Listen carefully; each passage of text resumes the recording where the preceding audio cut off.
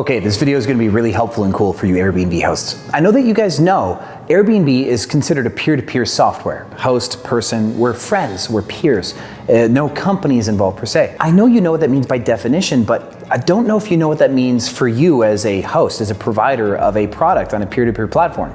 This can get pretty crazy. The thing about a peer-to-peer software is it's a low barrier to entry business. When you got in, you may not even buy your property. You might not even have the lease for the property. You could be co-hosting, whatever. You have a property and you're providing it to somebody. Because the barrier is so low, the nature of competition is different. I'm gonna give you some really killer examples. This video is going to be action-packed. I hope you stick around for it. Airbnb, you're gonna look at it completely differently by the end of this video. This might even make you a ton of money. I wanna give you an example, but my Peerspace booking left me some rosé, so just warning you, I'm gonna have some rosé, which is uncharacteristic of me, and do this video. The things I'm about to teach you about Airbnb, competitively speaking, is the way that I was able to travel for a year. I retired a year ago. I took this photo in Chiapas, Mexico, when I was traveling for a month. That's when I started fasting. Bought that Venus de Milo statue. I bought these $40,000 geodes from Brazil, took 10 months to get in. I just got back from Burning Man, hence the tan. I was in Canada for a month, and before that I was of course in the Redwoods, and then I was in the Bahamas. You know that I've been traveling, so this stuff works, guys. I automated my business on what I'm about to teach you. I want you to compare the Airbnb market to another industry, something more usual like a restaurant, where I guess the little guy would be like a hot dog stand. What might be the lowest barrier to entry version of that? I hope you're following me, guys. There's a huge difference here. To start a restaurant or to start a retail location, there's money that's involved. There's huge barriers to entry. But with Airbnb or Turo or Uber, it's really not the same barrier of entry. A lot of people have the item necessary, which is a house or a car. So because of this, your competition is completely different.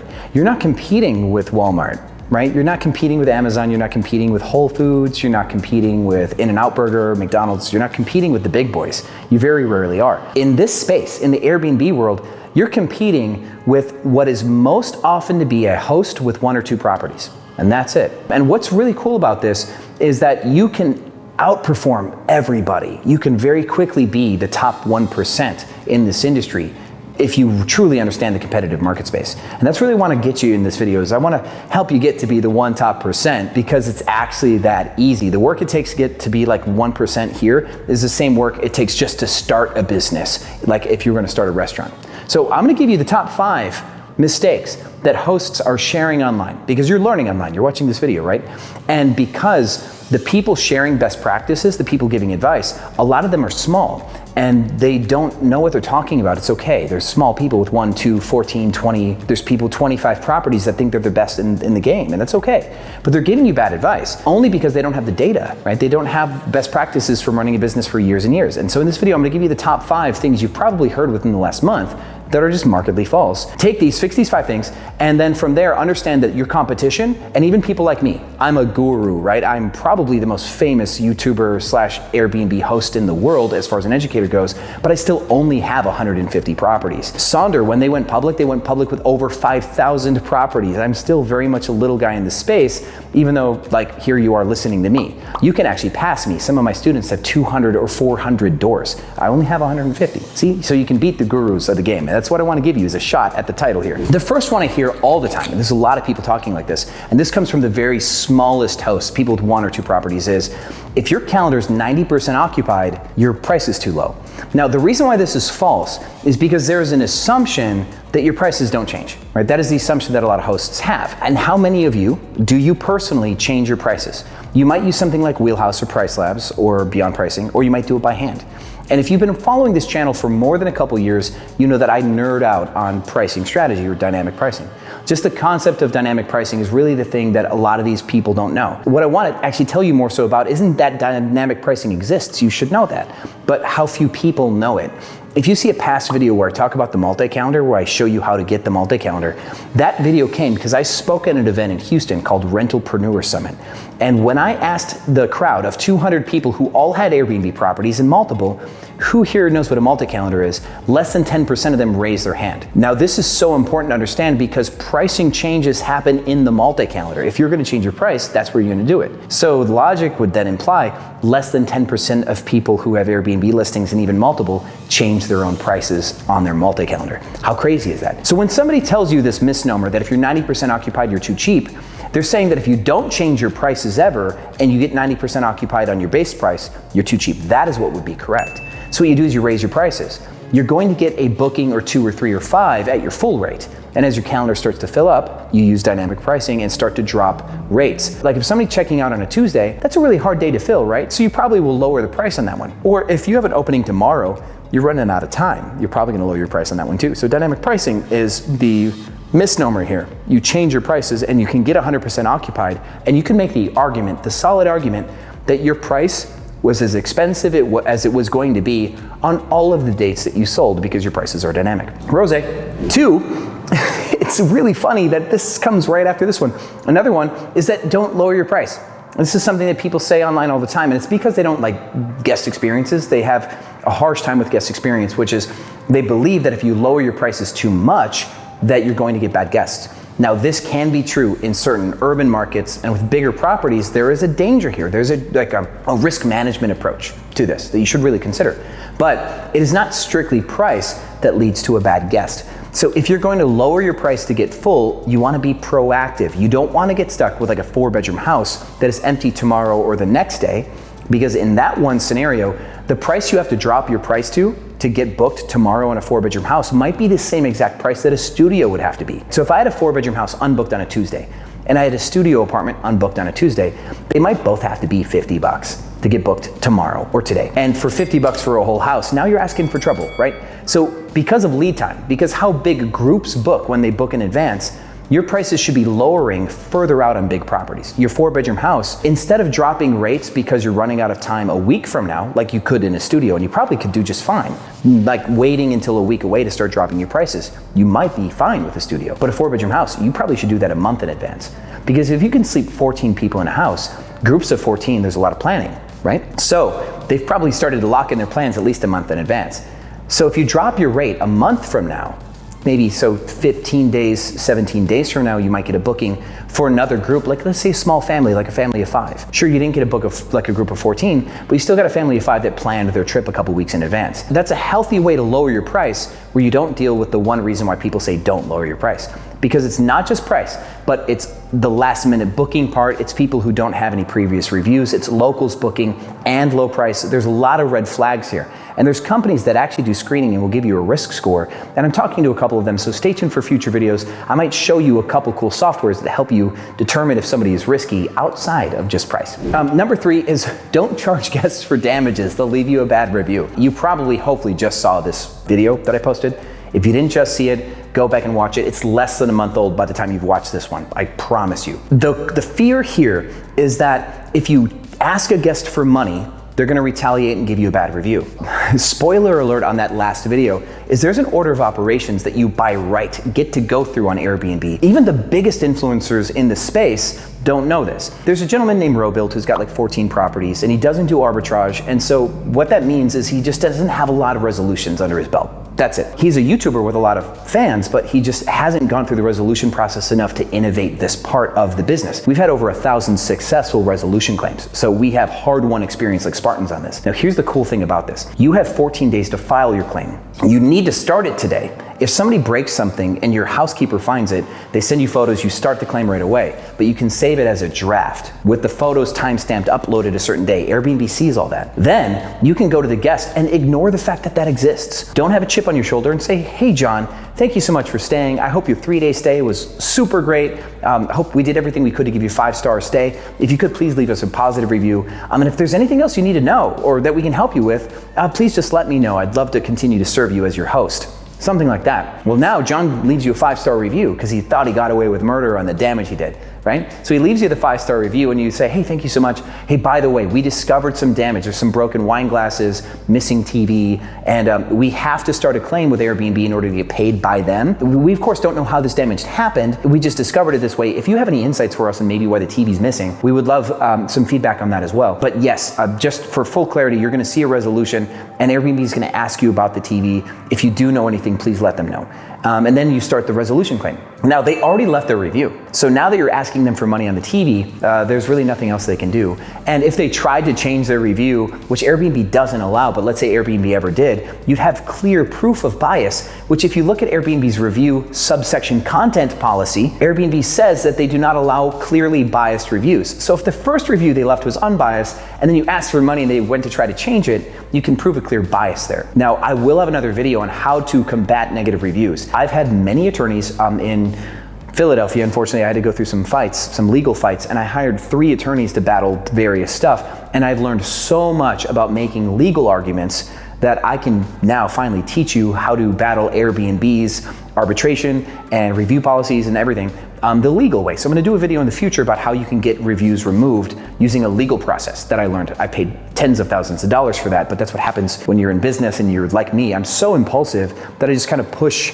through an industry without doing my homework first. So I've made so many mistakes in this industry because I'm just this optimistic, fun. Hopefully I'm fun. You guys might not agree. I'm just an optimistic guy and I bump into some stuff. So I've learned a lot and paid a lot of money for some lawyers, and now I can teach you how to battle reviews at the cost of tens of thousands of dollars. So hopefully that's worth a like on that future video. Number 4, this is another money one, a misnomer on management. This one boils my blood. I'm gonna give you an honest truth. This one boils my blood. People do believe this, and they'll say this out loud in public, actually, that cleaning fees are passed through to the guest. And they might even say even more, which means, so it doesn't matter if your cleaning fee is $400. Like, people actually say that, they believe it. Now, I want you guys to think about something. Let's say you have 10 reservations a month. That's a lot, right? But let's say you have 10. Your nightly rate's $100 and your cleaning fee is $100. We have $3,000 a month in revenue and $1,000 a month in cleaning fees. You've collected $4,000 from guests. Now, let's say your nightly rate's $100, but your cleaning fee is $200. Well, you've collected $5,000 from guests, right? Your revenue's $5,000 instead of $4,000 because you collected a $200 cleaning fee instead of a $100 cleaning fee on 10 reservations. Let me give you a really dramatic example. Let's say your nightly rate's $100. Your cleaning fee is $1,000, right? You've collected $3,000 in reservation revenue and $10,000 in cleaning fee revenue. Do you honestly think that a guest is going to pay $1,000 for your cleaning fee as opposed to $100? No, they're not. You know that this is the truth. So why could you ever possibly believe that a cleaning fee is literally just a blank check? A guest is going to pay your nightly rate and then whatever you charge for cleaning. That's not how this works. So to stay competitive on your cleaning fee is one of the most important things that you can do as a host to beat out your competition. So our cleaning costs are like $25 an apartment, whereas some people are paying $60 to $70. With inflation, they're paying $70 plus for an apartment. So our cleaning fees are $45 less than half the cost of our competition, which means if we collect literally the same amount of money as them, right? Let's say that my studio apartment collects $4,000 and their studio apartment collects $4,000. Regardless of how it's priced, the fact that my cleaning cost is 25 times 10 is $250. Theirs is 70 times 10, which is 700, right? So I have $450 more profit. Thanks, Rose. $450 more profit per month by having a cheaper cleaning fee. There is something called a bounce rate in a shopping cart. And this is the part where we can actually start to argue that the cleaning fee is not a blank check. This is super nerdy, guys, so please stay tuned and write this down if you need to and look at this on paper, because if you're a host, you should take this kind of stuff seriously. Guest experience, guest checkout, whether they buy your listing, this is super important stuff. Write this down. Let's say a guest pays $100 a night for your place for 3 nights. That is $300. Let's say Airbnb charges a 14% fee. Well, 14 times 3 is like $42. So now you've got $342. How much do you think you can charge as a cleaning fee before they go, this is too much in fees? Airbnb already charged 14% service fee on this, right? So they got $42 on 300. A lot of online marketers believe that 30% is the bounce rate. That's what they believe. So if your reservation is going to be $300, you only have 11% left for your cleaning fee, because Airbnb charged 14%. That's really, really low. So with a property that has a $100 cleaning fee, in this case, you could charge a $32 cleaning fee and not get somebody bouncing off of your listing between the cleaning fee and Airbnb's fee. That's kind of how the bounce rate tends to work, philosophically speaking. And this normally works for with Amazon, where you have to pay for shipping and stuff like that. That's where the cart bounce rate comes from. So in this case, let's say your nightly rate's $200. Right, and Airbnb charges 12%, not 14, because you're not Airbnb Plus. You're 12%. Well, so now you got $24 per night because it's 12% of 200, and you have another 3-night stays. You have $600 for revenue over 3 days, and you have $72 of a fee. Well, 30% of 700 is 210. So now you can charge a $120 cleaning fee easy. With the $200 nightly rate for 3 nights knowing Airbnb service fee, you can engineer a $120 cleaning fee and you don't have to worry about bounce. That cleaning fee is still really low, isn't it? If you think about it. So houses that have a $400 per night rate with an average 3-night stay, given the same math, let's double that. They can have a $240 cleaning fee, right? So a $240 cleaning fee for a 3-night stay could work. But let's say you only have a 1-night or 2-night stay. That cleaning fee starts to get smaller. So you either have to have longer stays to offset the fact that your cleaning fee is too high, or you have to drop your cleaning fee rate. This is really weird math, isn't it? But it's math that applies to when a customer is buying something online, and you have to stay loyal to these types of metrics. So when somebody says that the cleaning fee is passed through to the guest, and thus it's like this inelastic thing that they'll pay whatever price, the cleaning fee is not inelastic, right? Or is it elastic? There's the concept of inelasticity. Let me look that up. It happens in pharmaceuticals, right? This belief that an insurer will pay whatever price for a pill, so next thing you know, insulin is $400 instead of $30 because somebody's gonna pay the $400, so they inflate the rate. Cleaning fees don't work the same way. It's not subsidized, it's not insured, it's not something that a guest will just pay outright. So if you really truly wanna be competitive, this is one of those ones, if you really think about this, you can charge the same cleaning fee as your competitors as long as they're getting booked. I don't care where you collect the money is what I'm saying. But if your cleaning cost is lower than your competition, you will absolutely mop the floor with them because they won't be able to keep up with you. Still don't dodge the point. If your cleaning fee is too high on your listing, you will start to get a bounce and people will stop buying your listing. Number five, you should automate X, Y, or Z. This is the 5th big misnomer. There's a culture of being lazy in America. Sorry guys, there's a hustle culture, but there's like a hustle to be lazy culture. And I would know, I took a year off. I know what laziness looks like. So trust. And you know, it took me 6 years to automate a business that allowed me to take a year off. And so I can tell you from the heart, I can tell you what it takes to automate a business. And I can tell you all my attempts to automate and fail. And what I can tell you is that when you're brand new and you try to automate something that you don't understand, things go wrong. And when they go wrong, things break. And if you tried to automate and you left and things break in your absence, that's when you go out of business. That's exactly when you go out of business. You need to do something once to understand it. You need to do something a second time and a 10th time to get good at it. You need to do something 1,000 times to master it. Now you give it to somebody else and you lead that person. You doing it 1,000 times, the master, you delegate. So understand, get good at it, master it, delegate. Now that you delegated to somebody, you delegate them into a position of near mastery and you document the way that things go wrong from the outside in. After you delegate, you systemize. And at that point, you can then try to automate. Delegate, systemize, automate. Now, in order to automate, you need to build redundancies because somebody is going to screw up and you have to know that it's coming. So you have to have your company ready to catch the error. And then automation is a series of people doing something in a systemized way where the company has a redundancy so when one person fails, another person catches it. And that is how you automate something. And a software can't do that. So when somebody says, oh, you should get Guesty, oh, you should get Wheelhouse. I like Wheelhouse, but I use Wheelhouse to automate stuff that I would normally do. And a lot of people use Wheelhouse or Beyond Pricing or Price Labs to do stuff that they don't even know is possible.